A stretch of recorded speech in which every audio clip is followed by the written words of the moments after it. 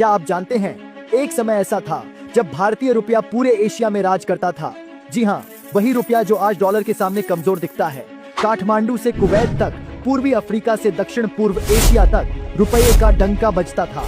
Gulf में एक खास गल्फ रुपया चलता था जिसे छापती थी भारत सरकार।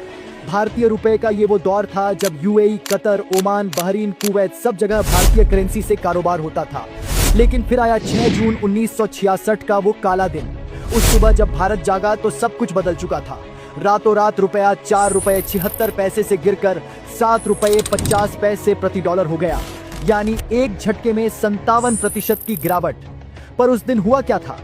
दरअसल उन दिनों भारत में सूखा पड़ा था, अनाज की कमी थी और भारतीय अर्थव्यवस्था तत्कालीन सरकारों के नेतृत्व में चरमरा गई थी। भारत के हालात की जानकारी अमेरिका और विश्व बैंक को थी, लेकिन उनका कहना था अगर भारत को मदद चाहिए तो रुपए को गिराना होगा।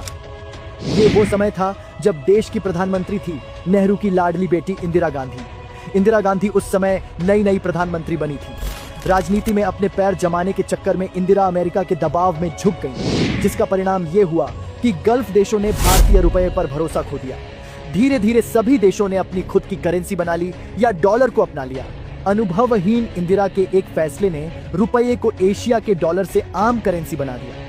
आज अगर रुपया कमजोर है तो उसकी नींव इंदिरा गांधी ने साल 1966 में ही रख दी थी। ये वही इंदिरा गांधी थी जिसके लिए आज कांग्रेसी कसीदे पढ़ते हैं।